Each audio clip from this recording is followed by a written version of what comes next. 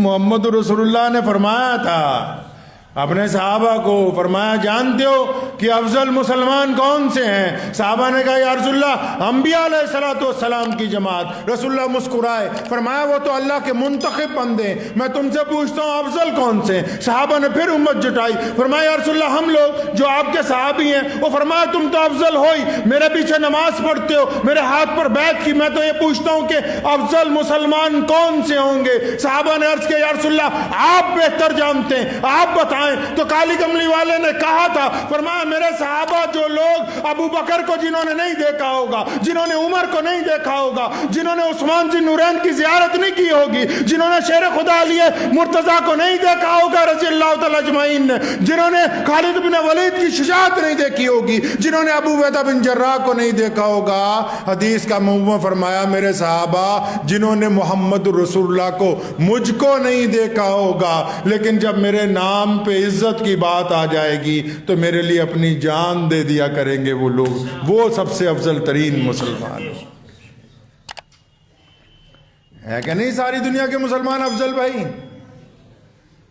تو یہ بات پتہ لگ گئی انگریزوں کو 1857 کے بعد کہ اگر ہندوستان کی، میرے دادا رئیس الارار مولانا برہمن لدھیانوی فرمایا کرتے تھے کہ ہندوستان میں ختم نبوت کا مسئلہ مذہبی نہیں سیاسی ہے، اور آپ بھی کان کھول کے سن لو، اس ملک کے حکمران بھی سن لے، کل بھی قادیانیت کا مسئلہ سیاسی تھا، آج بھی قادیانیت کا مسئلہ سیاسی ہے۔ انگریزوں نے اس فتنے کو اس لیے شروع کیا کہ بہادر شاہ ظفر کے اعلان کے بعد پورے دیش کے مسلمان اٹھے انگریز کے خلاف۔ پھر بھیم جی اور طیب جی نے جب کانگریس کی استھاپنا کی تو پورے دیش کے مسلمان اور ہندو اور سکھ اور دلتوں نے مل کے انگریزوں کے خلاف جو مشن شروع کیا، انگریز گھبرا گئے کہ یہ مسلمانوں کو جنگ آزادی سے کیسے الگ کر دیں، مسلمانوں کو کیسے الگ کریں، اگر یہ قوم کم از کم پیچھے ہٹ جائے تو ہم 100 سال اور راج کریں گے۔ تو انہوں نے غدار ڈھونڈا جو تھا ہی منافق۔ جب کربلا کے میدان سے مٹی اڑی تھی اس کا خمیر آ کے گر گیا قادیان میں، وہاں سے وہ منافق پیدا ہوا جس کو مرزا غلام قادیانی کہتے ہیں۔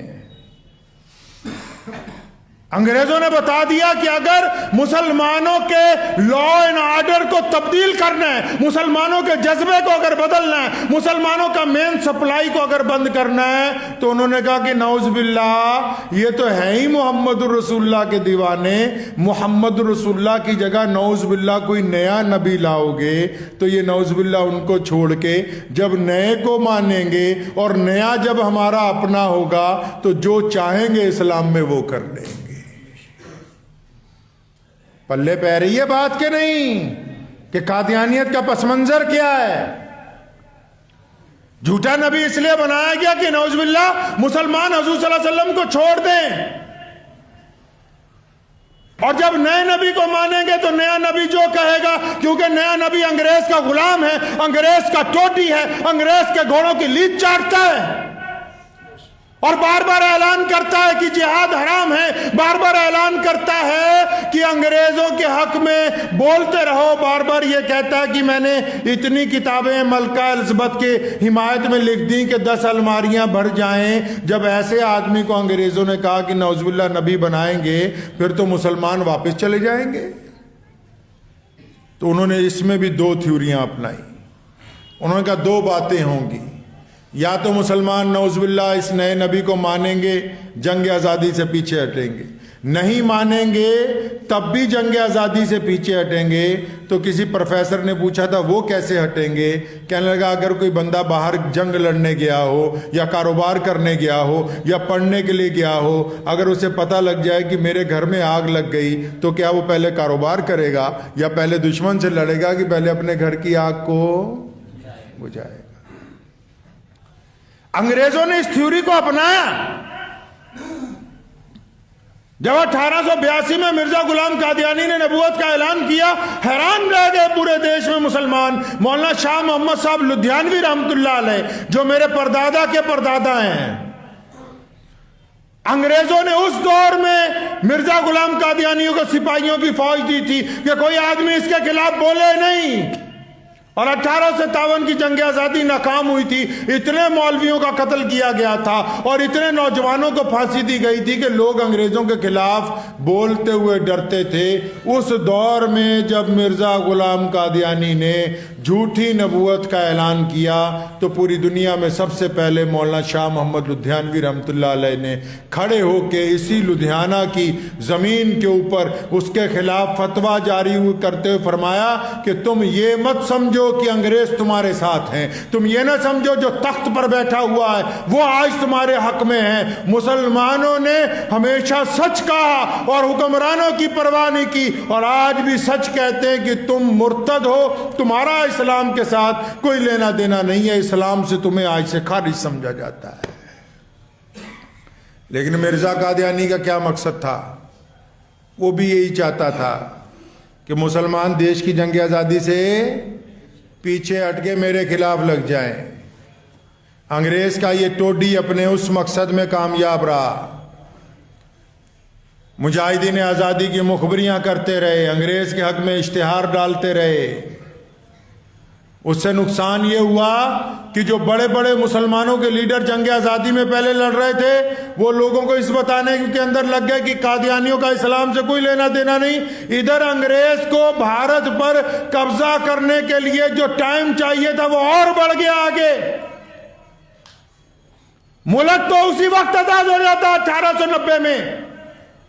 ملک کی آزادی تو تیار تھی، لیکن انگریزوں کے ساتھ مل کے قادیانیوں نے جو سازش رچی، ملک اور 60 سال تک انگریزوں کا غلام رہا۔ تو یہ نہ سمجھا کریں کہ قادیانیت کا مسئلہ بڑا مذہبی مسئلہ ہے، مذہبی نہیں، یہ کل بھی ہمارے دیش کے غدار تھے، آج بھی ہمارے ملک کے غدار ہیں۔ اور میں سوشل میڈیا کے ذریعے سارے میڈیا کو بتانا چاہتا ہوں، اور کچھ ان فرقہ پرست دوستوں کو بھی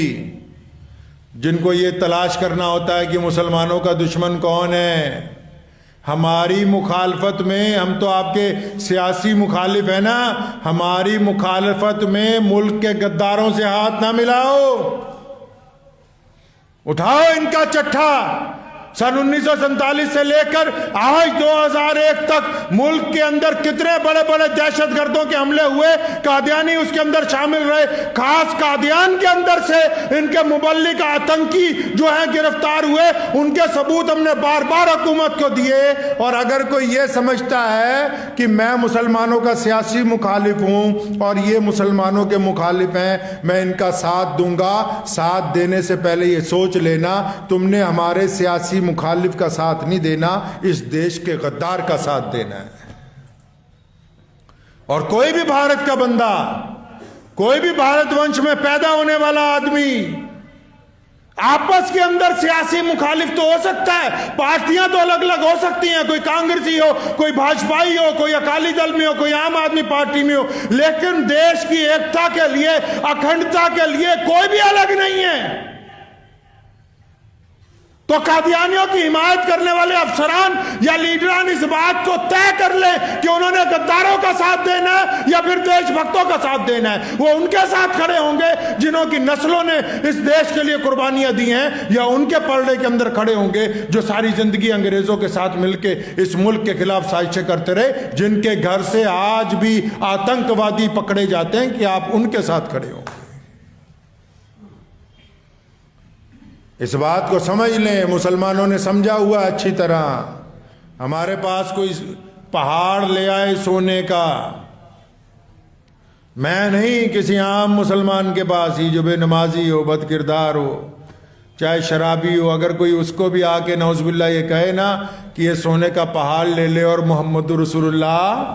صلی اللہ علیہ وسلم کا دامن چھوڑ دے، تو میں دعوے سے کہتا ہوں کہ ایک مسلمان بھی کائنات کے اندر آپ کو ایسا نہیں۔